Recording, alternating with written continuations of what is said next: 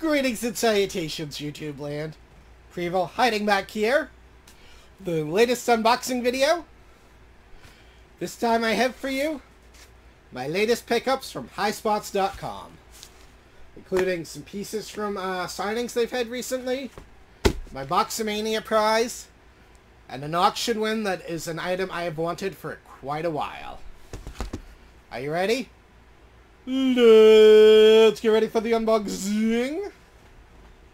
Chop, thank you. So first we have the signings. Highspots, as you know, is the premier pro wrestling gear and merchandise company out there. And they have been doing a ton of signings lately. They did a bunch as part of a convention, and I picked up a few pieces from it. Up first we have the First Lady of WCW, Miss Missy Hyatt. If you don't remember, she was like the hottest woman in wrestling back in like the 80s and 90s. She's one of the first big female valets I know of. I'm sure there were others, but she really did. And as you can see, I got the First Lady of WCW inscription on there, because you have to.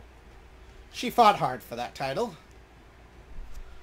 Up next we have Skinner. As you know, I love random gimmicks. This was Steve Kern. This is early 90s WWF, kind of at its worst. I love the fact that he added the WWF 92 inscription on there. I didn't ask for that. That was just him being cool. Thank you, Skinner. He was kind of a redneck, gator-killing kind of character. Finally, we have one you'll probably recognize if you watched back then. The Berserker.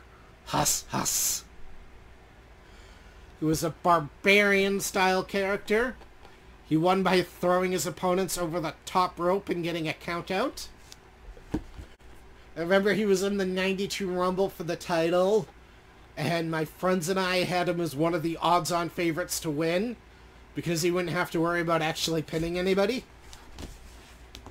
Yeah, we were stupid. Yeah, a couple of nice pickups there. Very happy with the inscriptions on those. Now we have this big guy.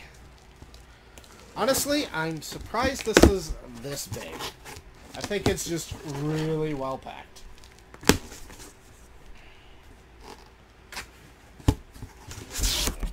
Yep, a lot of packing material.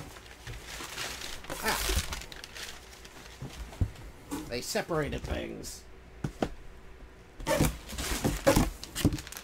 So, Boxamania this week, I picked number 42. It was a $100 buy-in, which is on the high side for them. The big prize was my grail piece. It was an Andre the Giant autographed piece, JSA authenticated. 100 boxes, one of them had Andre, and it wasn't mine. I was crushed, I'm not gonna lie. My prize was decent. It's one of these where I didn't think I could beat it turning it in, so I kept it, even though these really aren't something I collect. It's part of a series, and it's Hall of Fame autographs. First we have Tory Wilson. These are all 11 by 17s, I believe. Then we have, I think that's Lita. Oh, she couldn't. I didn't realize it was that long ago. Next we have X-Pac. I actually wrote his dates on there, so that's cool. Oh, I think they all did. Ah, Troy didn't. And then finally, Michael P.S. Hayes. Yeah. These are neat. They're not something I've ever really gotten into just because the size of them is a little bigger than I like. And this is one of these where once you start collecting them, you need to get all of them. And number one, thanks to posthumous inductions, it's impossible. And number two, some people are just really tough to get. Now we have the one I've been waiting for. So I was actually working when the virtual gimmick table was on, and I missed most of it. However, I managed to catch a couple minutes while I was on my lunch, and it just so happened to be the end of an auction for an item I didn't know they had, and one I really wanted. I put in a bid, I ended up winning. Annoyed people because my bid came in at like the last second and kind of pushed the auction a little longer, and I guess it had been a long auction. But it's one I turned in. Now there were some issues because most of the staff was on their way to Texas or somewhere for the Stone Cold signing. So my invoice ended up getting missed, and they have some rules about not paying your invoice. So I had to go back and forth with them a few times.